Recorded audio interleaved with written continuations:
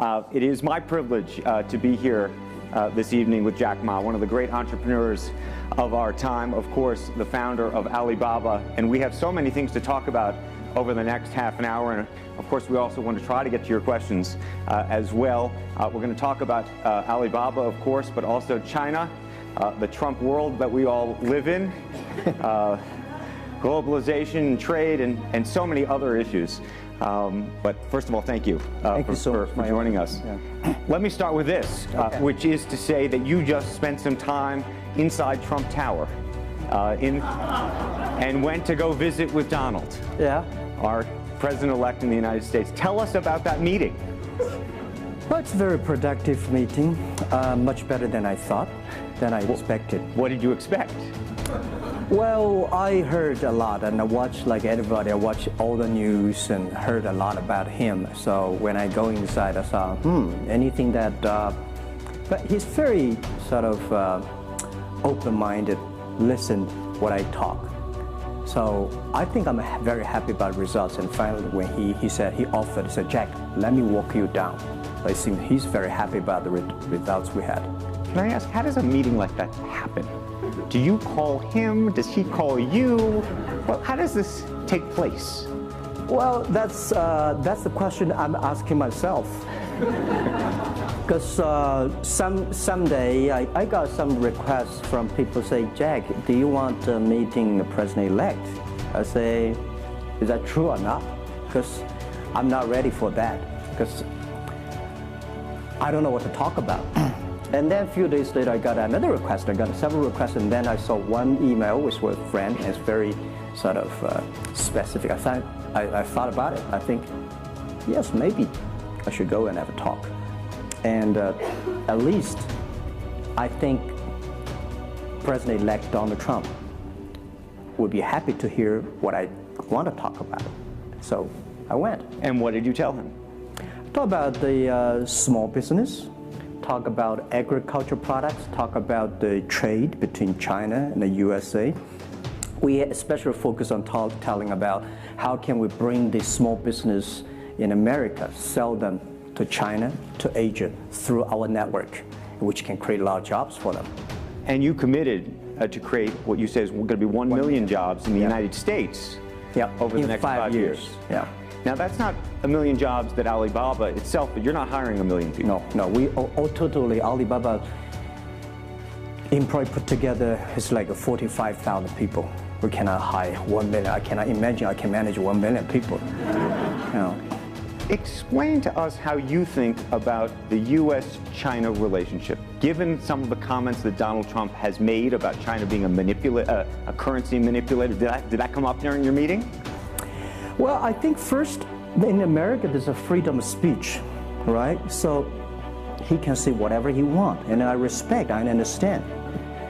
But of course, I have my views. We did not debate about the China-US trade or manipulation. We did not debate.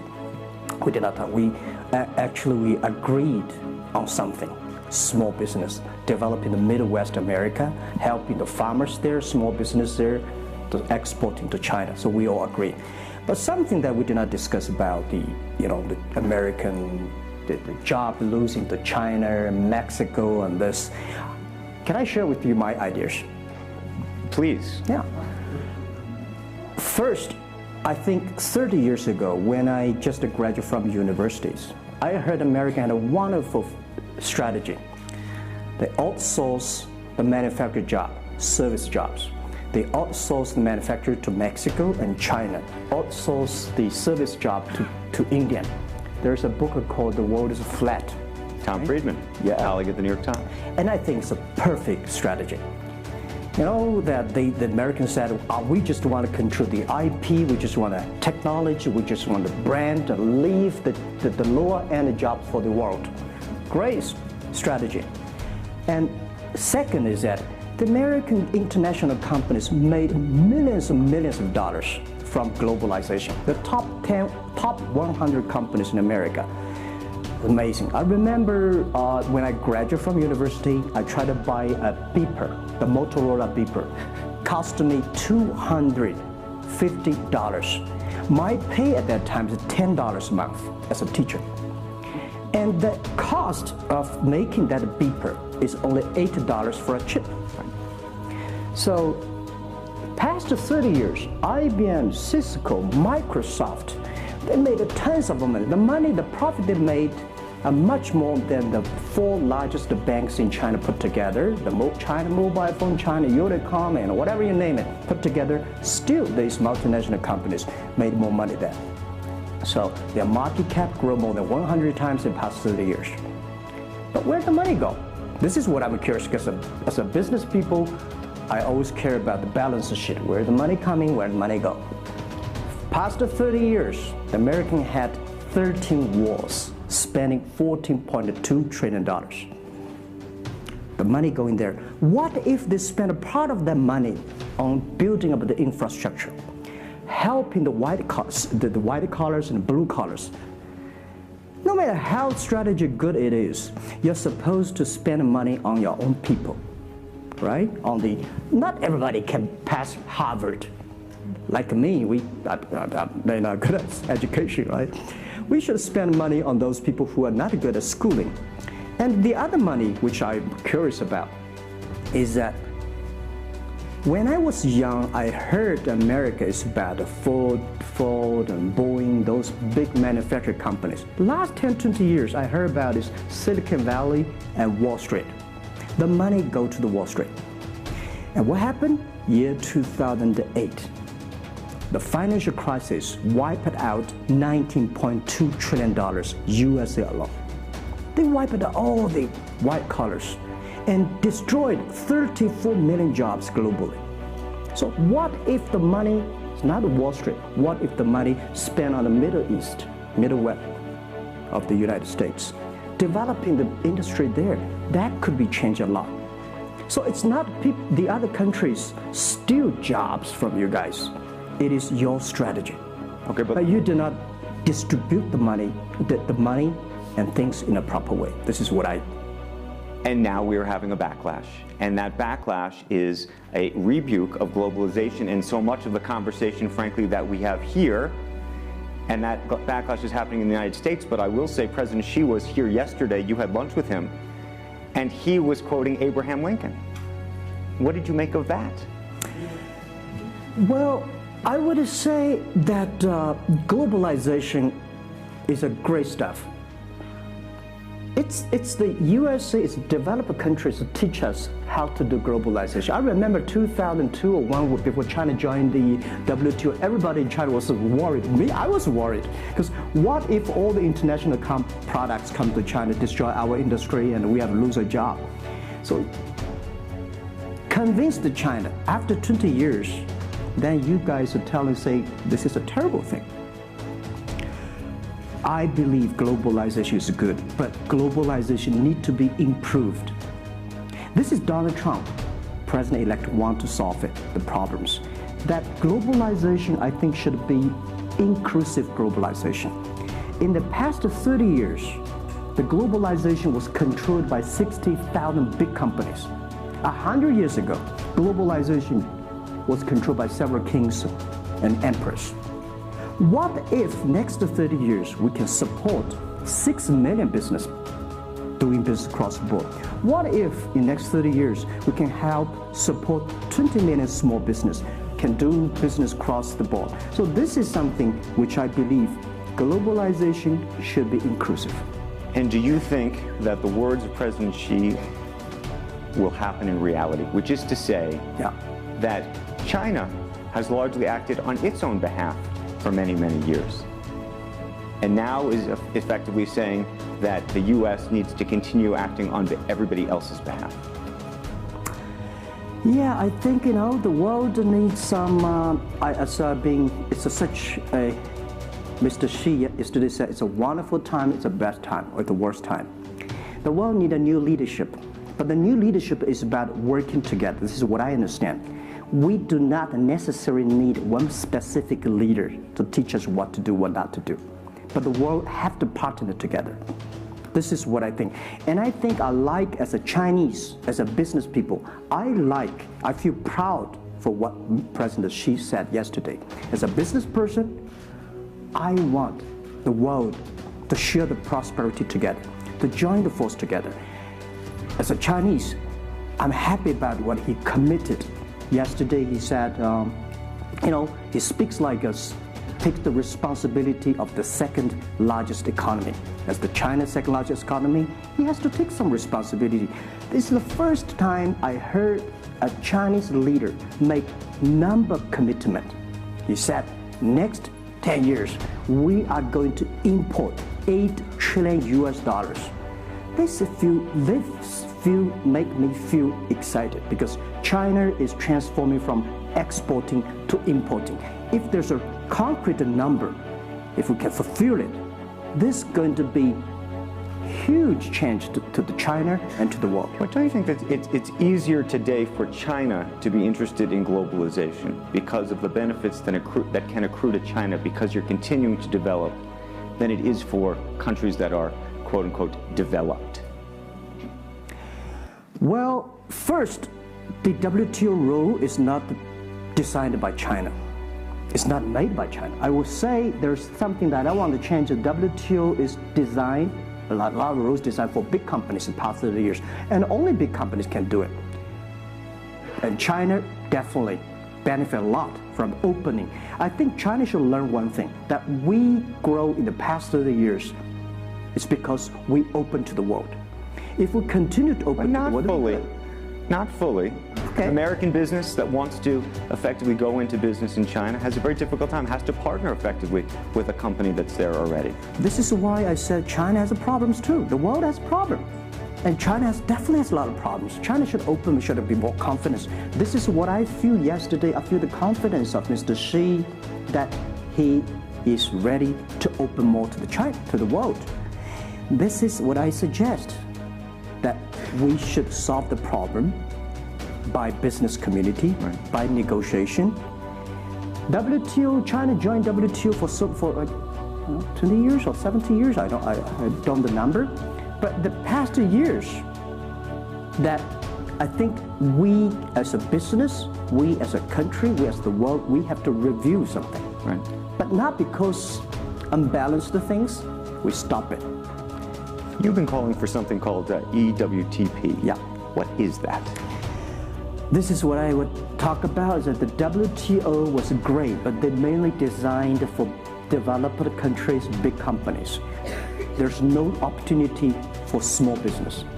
We want to build up an EW, Electronic World Trade Platform, to support young people, small business, that through mobile phones, internet, they can sell and buy across the board. And the other thing is that WTO is a very interesting organization. When you put the Doha round, when you put 200 government officers in one room, ask them to agree on something, it's impossible. I can never imagine that they can agree on something together. Business should be designed by business people. So we believe EWTP should be something that the business people sit down together, agree on something, negotiate on something, and get endorsement from the government. I want to talk a little bit about Alibaba and the model itself, because I think for many in the West, if you will, they don't necessarily understand it. And to the extent that the extent that I could try to compare it to Amazon, which I know you think is an unfair comparison, one of the things that's so fascinating to me is that Amazon and Jeff Bezos have pursued what might be described as a very asset-heavy business model. They're buying airplanes. They want to own the entire supply chain from beginning to end. And Alibaba has effectively an asset-light business. It is very much, in terms of the retail piece of this, the opposite. You don't want to own the warehouses. You don't want to own the logistics companies. How do you think about that? Is Jeff Bezos right, or are you right? And is there going to be a meeting in the middle? I hope both are right. And because the world can never have one model. If the world has only one correct model, the world is too boring. Right? We need to have all kinds of models. And the people who do the model should believe in the model. And I believe what I do. Right? The difference between Amazon and us. Amazon is more like an empire. Everything they should control themselves, buy and sell. And our philosophy is that we want to be an ecosystem. Our philosophy is to empower others to sell, empower others to service, empower, making sure the other people are more powerful than us, making sure with our technology, our innovation, our partners, our 10 million small business sellers, they can compete with Microsoft, IBM. Our philosophy is that we think using internet technology, we can make every company become Amazon. Remember one thing, today for our sales, our GMV last year is more than 550 billion US dollars. To hire people deliver for us, we need 5 million people. So how can we hire 5 million people deliver things for us to deliver the things we sold? The only way we do is empower the service company, logistics companies, making sure they are efficient, making sure that they make the money, and making sure that they can hire more people. But without owning the whole chain, can you do it as effectively? The idea that you're watching Amazon being able to deliver things now within hours, literally. We made 125 cities deliver within 1 day last year. Imagine 10 years ago, deliver one thing from Beijing to Hangzhou takes about 8 days. Now you can deliver things from Beijing to Inner Mongolia or some city within 12 hours. It's improving. You can never expect these things happen within 24 hours. We have patience.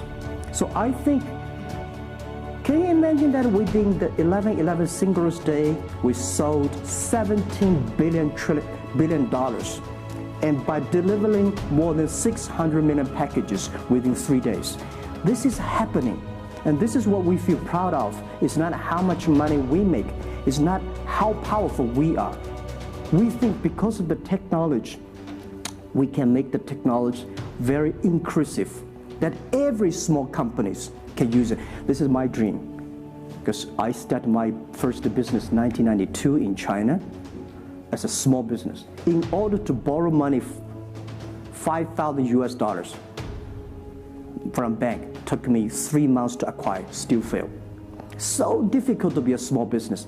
Today, with the technology, we can empower them. This is something I want to do. One of the critiques, as you know, and it continues to linger around Alibaba, is the piracy issue. There's an IP issue, and it's an issue all over China, but you take the brunt of a lot of it. How much progress have you made in your mind, and how do you think about some of the regulatory bodies in other countries, including the US, that continue to criticize Alibaba for these issues? First, when we start do this business, as a business like this size, you have to take all the criticism. You have to listen what is right, what is wrong. And second, as an e-commerce, when you put 10 million small business, empower them to sell. We do not like Amazon buy. We cannot check. Even when you buy $55 trillion or $550 billion, you cannot check every product. So the model itself and the e-commerce itself may have a lot of these flaws. And third, I would say in the past 17 years, we are the leader of this anti-privacy issues, the IP, protect the IP. But the second, we are internet companies. We do not have the law enforcement. We find this guy is selling product, cheap, fake products. We delete them. We cannot arrest them. But we had a huge progress. Last year alone, we put 400 people into jails. We deleted 370 million fake products listing on our site. I would say we are the leaders, and we are using the big data to check who's buying, who's manufacturing, who's selling, what is the address. So now I'm happy about the whole world, especially China, all the government organizations start to realize the issues. So I would tell you, good thing is that today, when you go to those criminal group, which I call them criminals, those fake products, manufacturers, sellers. You praised the quality, though, of some of these. I will talk about it later, right? Those criminals said they can go anywhere but not Taobao and Tmall, because using our data, we trace where they are, who they are, what's the address, what they amount. And we will deliver this to the police station and working with them to arrest them. The quality issues is something I want to share with people. It's not about praising the fake products. I want to say that for so many years, those branded companies, you have to be very careful, because the fake products, their quality improving is scary. That is the difference between us. Because when you find guys, the thing that people said, this is fake. And you have to find people, you have to find a third-party institution to check it is fake or not. We find sometimes the quality is better. And I tell you, another thing is even scary. There's one branded company. He said, we are selling fake products. We check everything, there's nothing wrong. So we say, what is wrong? So we buy the products from his flag shop and deliver to them. They say, it's a fake. You know what I'm saying? Yep. We buy things from the flag shop of this brand and deliver back. It's the fake products, they say. So it's a bit confusing. This is fighting against the fake products. It's the war against the human greediness. It's not easy, you cannot finish it, but you have to continue to fight.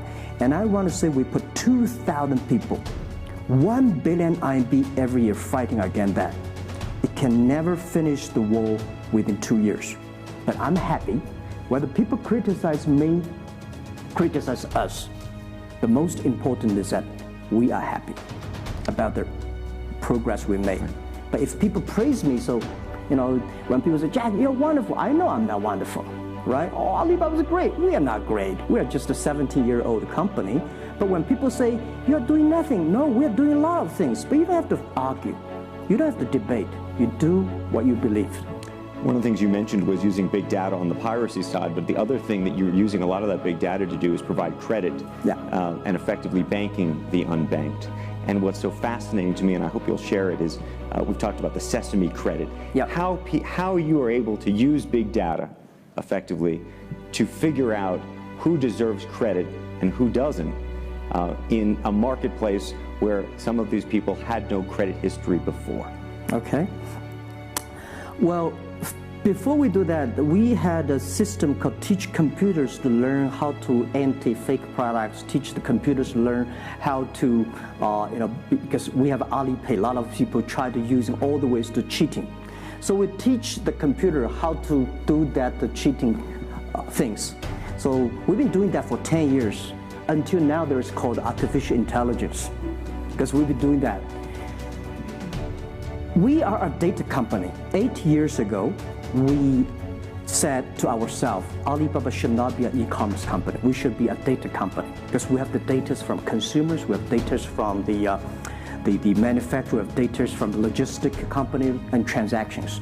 But we think how we can make a data really beneficiary to the society. What China needs is that we have a lot of great people. All the small business, they are very credible, but we don't have a credit system for that. So how can we use a credit rating system based on the data we have to giving everybody a Sesame rating system? That is so powerful in the past 4 years, because every individual, every small business, if they have been using our services, we give them a rating system. So we're giving loans. In the past 5 years, we're giving 5 million business loans. They only borrow $5,000. 3 minutes, we can decide whether we should give you money, how much you want to give. Within 1 second, the money will be in your account. And 0 people touch, so we call it 310. And even today, the Sesame rating system become people dating. The mother-in-law want to say, hey, you want to date with my daughter? Show me your rating system of the Sesame card. So it's so funny. We go to people want to rent a car, people want to rent a bicycle, they will say, show me your Sesame cards. Good. Because if they do not pay back, if they do not fulfill, the rating system is going to low down and they can never rent a house. This is what we want to build up, the system. That if you sell or buy fake products, the Sesame cards for sure. I'm going to open it up to questions, but a final one from me. There's been a lot of speculation that you're going to get into the business of Hollywood. Your name has appeared, Alibaba Group, at the beginning of a couple of big films recently. What is the ambition for Alibaba in the entertainment world? The beginning was like this. Several years, every 5 years, we have a review for our strategy. Now, our strategy is always look at the 30 years and 10 years. Every strategic decisions we make, we have to ask one question. Did this decision we made solve society problem? Because we believe the bigger social problem you solve, the more successful you are. So if this cannot solve any social problems, we don't do it. Second, is this project is going to be successful in 10 years? If it's going to be successful in 10 years, let's do it. If it's going to be successful in 1 year or 1 month, normally I would say, forget about it. Because why you can be successful in 1 year or 1 month? So we all have to put pen on. And 5 years ago, we had a big debate about 10 years later, 20 years, what are the things that China society and the world want? So we say happiness and health. 2H strategy. So happiness and health. We believe Hollywood, the movie industry, bring people happy. Because today, nobody is happy. Rich people not happy, poor people not happy, At least when I watch a movie, I feel happy about it, right? So I think we should partner with the Hollywood, especially like a lot of, we have a different way of living. In China, the movie, we have a lot of heroes, but China movies, heroes always dead. The American movie hero never die. If all the heroes die, who want to be the hero? So my movie, I want to make the hero live. Right, so this is, I think we should learn a lot. And it's only about 2 years, so we have another 8 years to go. I want to make our company that it's not e-commerce. It's something that giving people inspirations, giving people, because I learn a lot. For example, I always say that my favorite movie, Forrest Gump. Life's tough. This is I learned, and that inspired me. That is why when people call me crazy, stupid, past the 70 years, you're crazy, you're doing something never work. You're stupid, how can you do that model? Amazon this model, eBay this model, why Alibaba this model? I told myself, Forrest Gump said, go ahead. Never care about what the other people. And the other thing, Forrest Gump said, nobody make money out of the catching whales. People make money by catching shrimps. So we serve small business. Fair enough. Jack Ma, we should probably end it there because we're going to run out of time, but I thank you. I thank you so much for the conversation. I promised we'd sneak in a question or two, and we literally have 2 minutes, and they're going to get upset with me. If you have a question, and we're going to, I got to beg you to do it within literally, a second. So go for it right there. Okay, I'm not going to say that China and the rest of is going to have a trade war, but if the Trump administration can cover China in terms of trade agreement, is that going to hurt Alibaba? Well, I don't think so. I think China and the U.S. should never have a trade war. We'll never have a trade war. And I think we should give President-elect Donald Trump some time. And he's open-minded. He's listening. And I think the war, it's so easy to launch a war. But it's so difficult, almost impossible sometimes to terminate a war. Iraq war, Afghanistan war, is that finished? No. Trade war. I believe one thing, when trade stops, the world starts. Trade is something that people start to communicate. Trade is something people exchange culture and value. And I will be happy if China and USA agree on something and Alibaba business model destroyed. I will destroy Alibaba model by stopping the war between. Because how can you imagine the first largest economy of the world, second largest economy of the world, have a trade war? It's going to be a disaster for two countries and for the world. If anybody can do something to stop it, do anything to stop it. Did you have a reaction to Trump and the situation with Taiwan and how he's thinking about that? Well, Taiwan, I think this is not something about government. This is not something about business, it's something about the people. If the Taiwan issue is the population, if you do Taiwan issue, it's like against 1.4 billion people. So this is another issue. So we're talking about trade, we're not talking about Taiwan.